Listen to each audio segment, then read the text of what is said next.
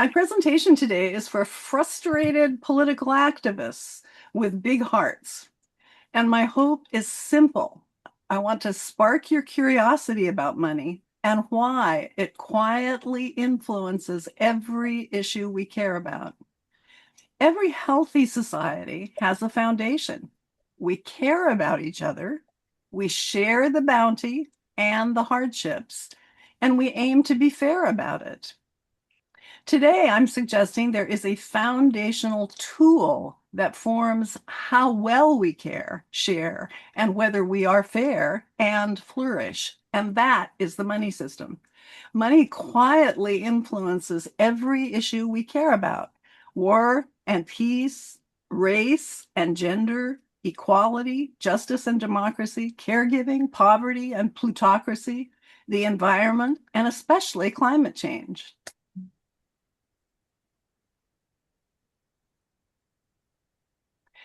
Most of us don't think much about plumbing until it breaks. We, sim- we simply expect water to come out when we turn the faucet.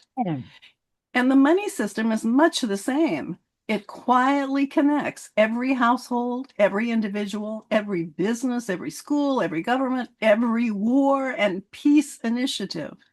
Wolves is campaigning to move money away from funding war toward building peace. This is an important campaign. We have to turn off the bathwater so the tub stops overflowing. And it's important to consider upgrading the plumbing. Few of us are ever taught how money works. But like plumbing, we only notice it when something goes wrong in the economy. Money is one of humanity's oldest technologies for helping people flourish together. It helps communities share and distribute resources, human effort, opportunity, and ultimately power. That raises an important question. Is our current money system helping us build the kind of society we want? One that values women's contributions, values justice, peace, and democracy. And that's what I'd like to explore together. If you only remember 3 ideas from today, I hope it will be these 3. First, money is a community tool for circulating resources, opportunity, and value. How well it does depends on the system. Second, money is by agreement and/or law. Money becomes money when a community agrees to circulate it. Agreement in larger communities is made by law. And third, every money system embeds values. No money system is neutral. Every system rewards certain behaviors, distributes power differently, and makes some futures easier to build than others. And because money systems are human designs, we can choose and change them together. We want to share because we care. Caring is in our nature. Many economists begin with the story of money with barter. This focuses on the marketplace. But anthropologists tell a different story. They found no evidence of any community built primarily on barter.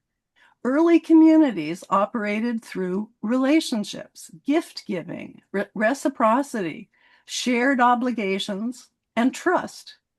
As communities grew larger, people needed better ways to remember contributions, promises, and obligations. And that's where accounting and eventually money entered the story. We still need a healthy balance between giving, freely sharing, and money transactions. The money system we choose can tip the balance. We do together what cannot be done alone, and money helps make it possible. Imagine a growing community. People decide to build something no individual could build alone: a temple, a wall, an irrigation system. This is a Persian qanat, an ancient underground water system that carried water across the desert. Many big projects like this take many people to build. Some people contribute labor, others contribute food, others contribute tools and materials. To work together, communities need records. Money originates in records of agreement used to work together effectively. Big projects require records of acknowledgments, receipts, and IOUs. This is a 5,000 or 6,000 year old Sumerian clay tablet. The community gave workers clay acknowledgments of contributions made. Farmers received receipts showing they had already contributed their share. Workers received receipts for work done and IOUs that could be exchanged for meals. Some of the earliest clay tablets were chits for beer or meals for labor done. So, what turned these into money? People discovered something remarkable. A receipt did not have to stay with the original owner. Anyone holding the receipt could claim what it represented: a meal, a ration of beer, stored gold, or proof they already had contributed their share. The receipt itself became valuable. People began exchanging receipts with one another, trusting that whoever held the receipt could later redeem it for what it represented. As these receipts began circulating throughout the community as a meal, a measure of grain, a weight of gold, or another agreed value, they became something new. They became money. So money becomes money when a community agrees to accept and circulate it. So our first big idea is wonderfully simple. Money is not wealth. Money is movement. It exists to help people exchange, to cooperate, to build, to care, and to share. This idea seems simple, but once you really see money as movement, it changes how you think about government, taxation, spending, and economic well-being. Here's a true story about a community using money to do together what no person could do alone. From the ancient past, fast forward to 1817, after the end of the Napoleonic Wars. We're on the Isle of Guernsey, a self-governing British dependency, one of the Channel Islands off the coast of France. The island was in pitiful condition. Seawalls, roads, markets were needed. There was no shortage of workers, no shortage of stone, no shortage of timber. There was only one shortage: money. The citizens asked a profound question of their government. If we have the workers and the materials, why should the lack of money stop us? Well, the island issued money to build the market, and workers were paid, the money circulated. The market was completed in 1822 with no debt involved, and it still stands. The island continued using this approach to finance public works for many years. So if a community has the workers, materials, and authority to create money, why should useful work be stopped for lack of money? And at a deeper level, the point is that money exists to help real resources circulate. Whenever money stops circulating, communities suffer. Whenever money helps people exchange their talents, communities flourish. Government plays an essential role in every money system. Taxes and government spending have long been part of how societies organize economic life. Government spending is our we spending, the way we pay for doing together what cannot be done alone. It builds and maintains the infrastructure that allows people and communities to thrive. Government spending is like pollination. A dollar spent in your community doesn't simply disappear, it circulates. A paycheck earned building roads, hospitals, or transit is spent on groceries, housing, childcare, and countless other needs. Each recipient then spends that dollar again, creating additional economic activity throughout the community. When that circulation slows, such as with austerity measures, communities feel it. Businesses lose customers, families lose opportunities, and costs often rise. For example, the American Society of Civil Engineers estimates that deteriorating roads alone cost the average driver about $1,400 a year. It's another reminder that investing together is often far less expensive than paying to repair what's been neglected, and it stimulates the economy.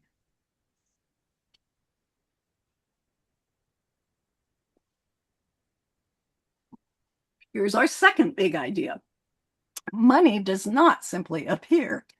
Every money system depends on trust. Trust depends on agreement and legitimacy. Money exists because communities create it and agree to use it. Small communities can rely on custom, but large communities need law.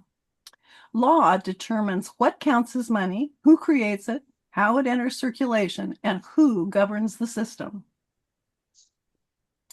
Across more than 2,400 years, scholars have arrived at the same profound insight. Aristotle wrote, "Money exists not by nature, but by law." That's a profound statement. 2,000 years later, plus, legal historian, scholar, and acclaimed teacher at Harvard, Christine Desan, reaches remarkably similar conclusion. Money is a constitutional medium in which markets are made. She says money is not an object, it is a project. If money is designed by us and established by law, then we have both the responsibility and the opportunity to ask, what kind of money system best supports justice, peace, democracy, and human flourishing? So every society must answer 4 questions. Who has the privilege and power of adding money to the supply? Who chooses who has the first use of new money when it is added to the general supply? Who gets first use and why? Then, how is money added to the supply? These are the questions every society answers, whether consciously or not.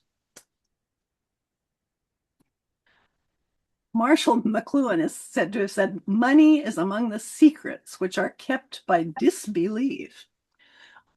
Modern money begins with agreement, is established by law, and comes into existence through authorized accounting entries making loans. That can take a while to believe. The important questions are, who is authorized to make those entries? Under what rules? And how? Somebody's sound is on.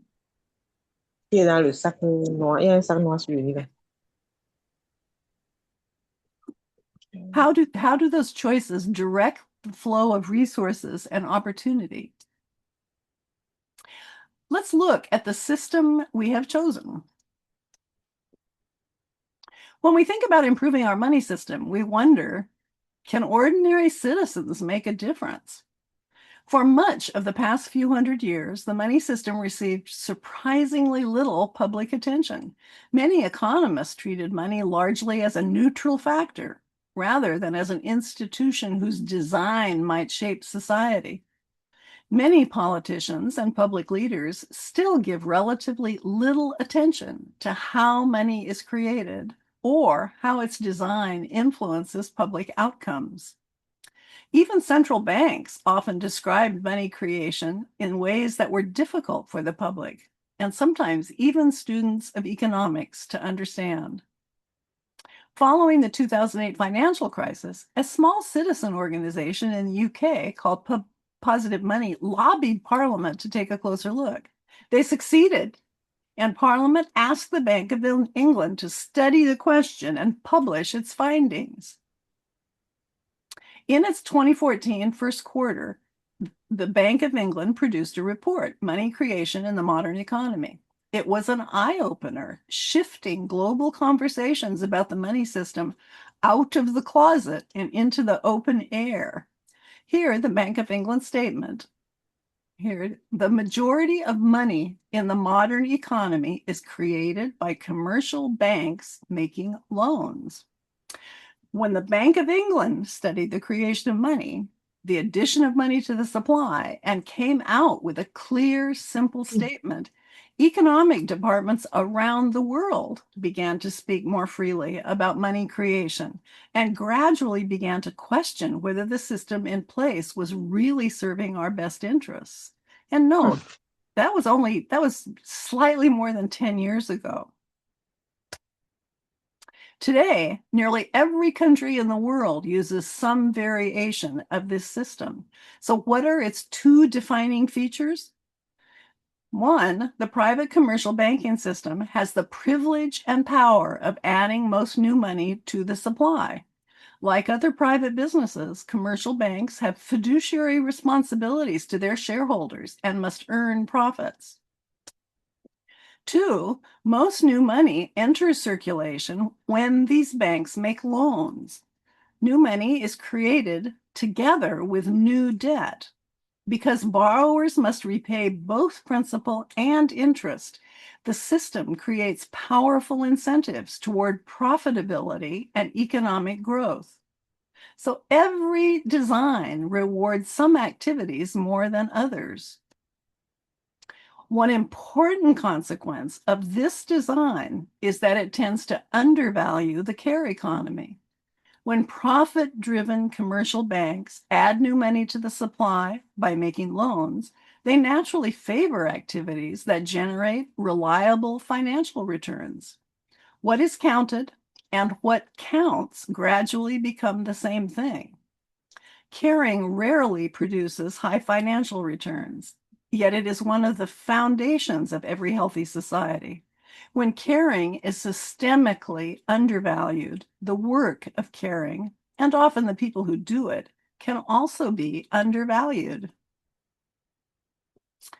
So let's begin with the strongest arguments in favor of today's system. Three stand out. First, supporters argue that bank-created money allows investment to happen today instead of waiting for yesterday's savings. New businesses, homes, and innovations can be financed immediately. And that is a genuine strength. Someone has a good idea, they need capital, the bank creates new money, the business gets built. However, capital generally goes to borrowers who are judged to be good credit risks and likely to generate profits for the bank. That limits who can borrow. And is this the only way to finance investment? No. Money can also be added to the supply as a public asset and used to support innovation and investment. Economists, including former IMF economist Michael Kumhof, have modeled alternative money systems that can also provide abundant investment capital. Second, supporters argue that private banks make decentralized lending decisions that respond to local needs. Well, in 1913, when the US adopted today's money system, the British preceded us, there were about 25,000 commercial banks responding to local borrowing needs. Today, there are fewer than 4,000, with a handful of very large banks dominating the industry. This change reflects many decades of mergers, acquisitions, bank failures, and changing laws, not simply the money system established in 1913. Other countries have introduced complementary public banks that change this dynamic. And public asset money creation could also be distributed broadly and locally for the public good. But that's not where we are today. Today, in the United States, the 5 largest commercial banks hold almost half of all commercial bank assets. Does that seem decentralized?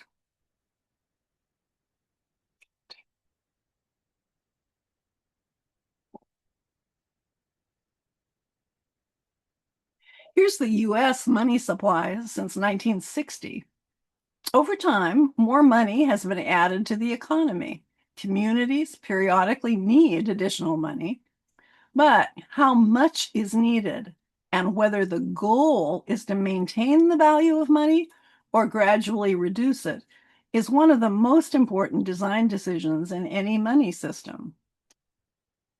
In 1960, there was about $1,650 of money per person in the US. Today, there is about $68,000 per person. Today's money system brings most new money into circulation through the creation of new debt. In 1960, our economy carried about $4,450 of debt per person. Today, it carries about $340,000 per person.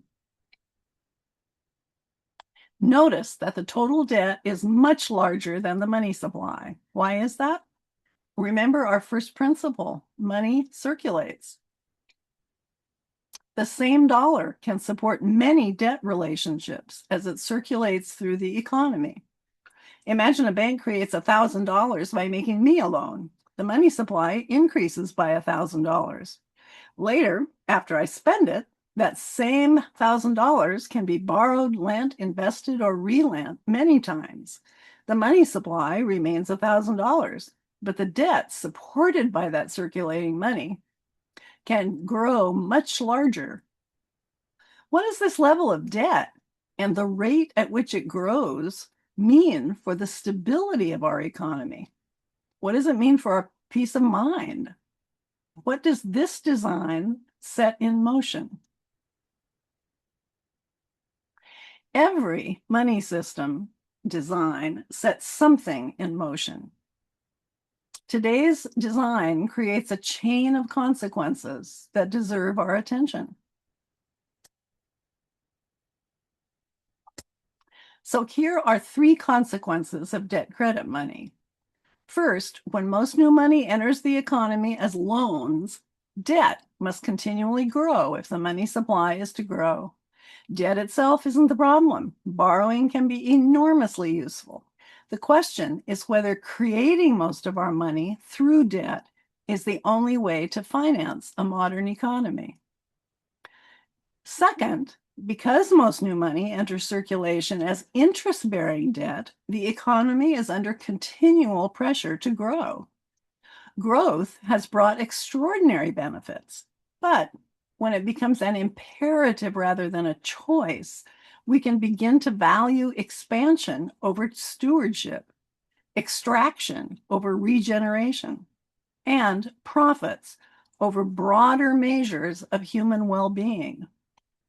Exploitation and degradation come to look like economic necessities rather than choices. In that environment, societies may find it easier to rationalize relationships of domination over people and nature rather than partnership and stewardship. Third, over time, debt-based finance tends to concentrate wealth. As wealth concentrates, so does economic and political power. That matters for democracy because those with the greatest financial resources often have the greatest ability to shape public priorities. And it matters for peace because the way a society creates and directs money influences what it chooses to finance.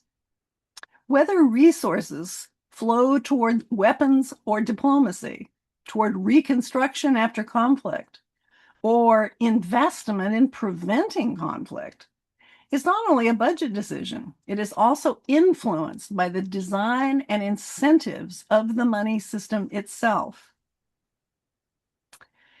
Every design has strengths, trade-offs, and consequences. Could we design a money system that preserves the strengths of today's system while better supporting democracy, peace, partnership, and human flourishing? Since every design sets something in motion, every design also embeds values. No money system is neutral, though most economists assume that it was for most of the 19th and 20th centuries. You will know. I We played did it that originally with 2-minute capuchin quick. monkeys. I'm going to show you the first experiment that we did. It has now been done with dogs, Right. with birds, and with chimpanzees. But with Sarah Brosnan, we started out with capuchin monkeys. So what we did is we put two capuchin monkeys side by side. Again, these animals, they live in a group. They know each other. We take them out of the group, put them in a test chamber. And there's a very simple task that they need to do. And if you give both of them cucumber for the task, the two monkeys side by side, they're perfectly willing to do this 25 times in a row. So cucumber, even though it's really only water in my opinion, but cucumber is perfectly fine for them. Now, if you give the partner grapes, the food preferences of my capuchin monkeys correspond exactly with the prices in the supermarket. And so if you give them grapes, it's a far better food, then you create inequity between them. So that's the experiment we did. Recently, we videotaped it with new monkeys who had never done the task, thinking that maybe they would have a stronger reaction, and that turned out to be right. The one on the left is the monkey who gets cucumber. The one on the right is the one who gets grapes. The one who gets cucumber, note that the first piece of cucumber is perfectly fine. The first piece she eats. Then she sees the other one getting grape, and you will see what happens. So she gives a rock to us, that's the task. And we give her a piece of cucumber, and she eats it. The other one needs to give a rock to us. That's what she does. And she gets a grape. She eats it. The other one sees that. He gives a rock to us now, gets again cucumber.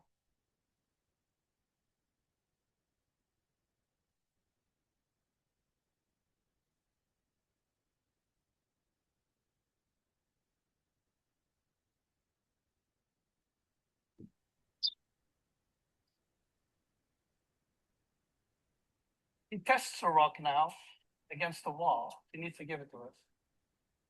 And she gets cucumber again.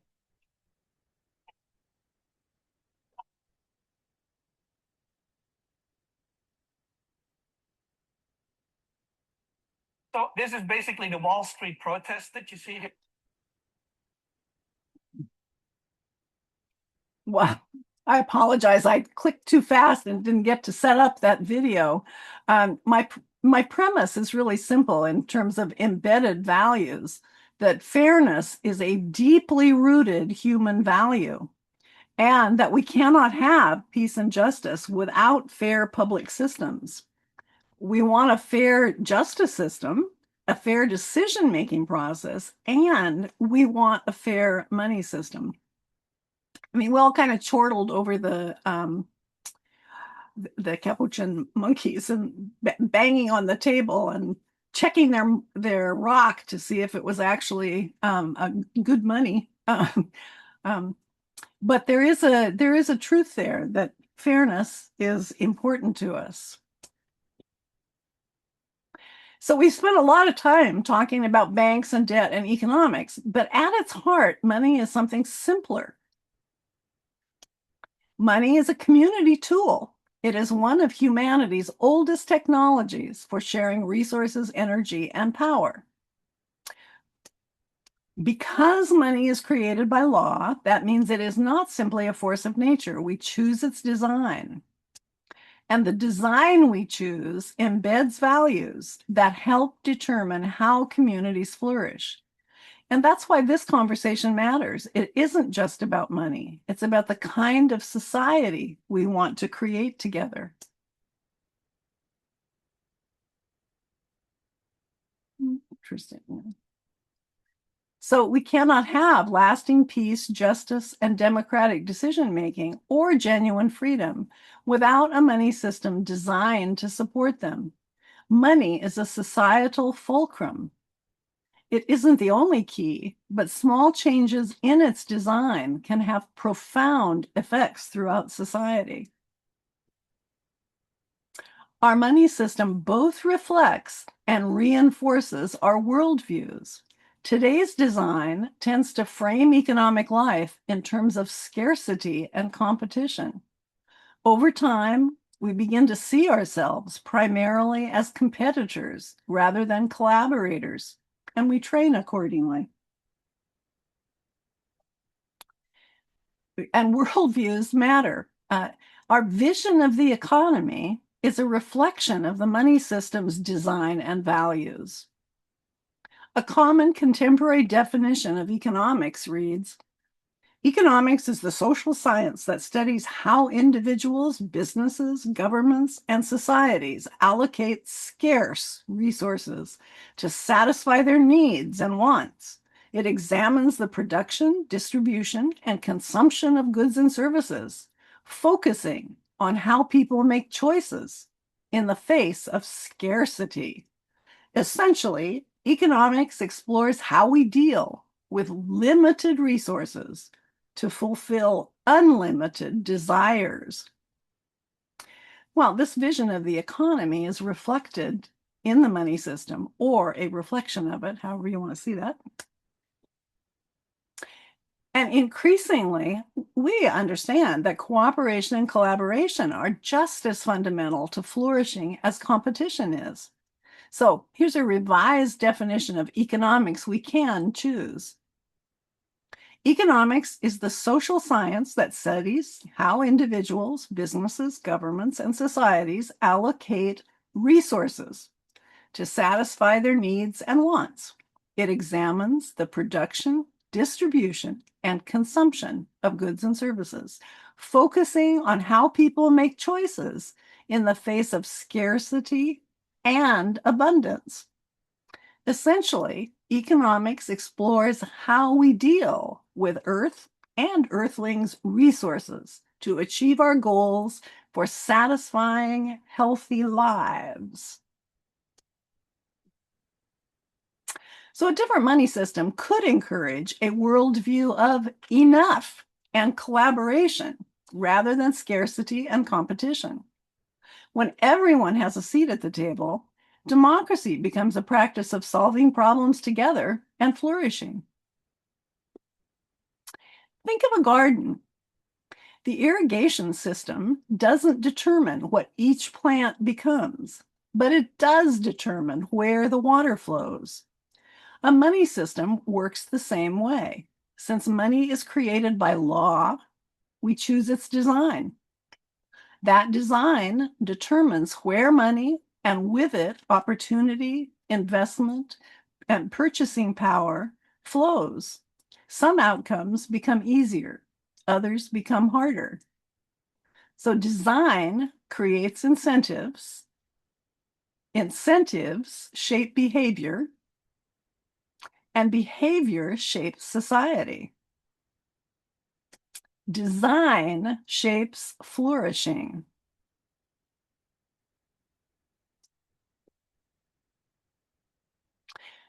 So let me leave you with 3 simple ideas.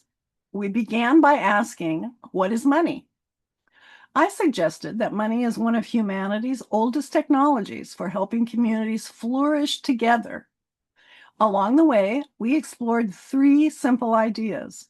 Money circulates, money is created by law, money systems embed values, and if those 3 ideas are true, then designing a money system is not merely an economic question. It's also a democratic question, a moral question, and ultimately a peace question. Thank you. This is an invitation to consider what kind of money system best supports our goals and values, and I hope that we can structure some working groups so we can actually dig into that. I have what may be a very crazy idea. I've created a platform called Be the Better World to gather frustrated political activists with big hearts, where we can, across our many specific interests, work on and come to agreement, starting with our values, goals, and objectives for our nations, and then figure out how to take effective action. We can learn more about the prevailing money system and together design a better money system. There is a work in progress course on money there now, but having worked on this, I am planning to spend the next month using some insights I've had to sort of restructure and develop it. However, anyone who wants to go there now and give feedback is more than welcome. I'd appreciate that. And the whole platform is in the building stage, working out bugs, finding what could work best. And I invite you to share the vision and the work. And this is an invitation to join the Women, Money, and Democracy Committee of Wealth US, a forum on these issues. We are learning together about the intersection of women, money, and democracy and our options for improving them.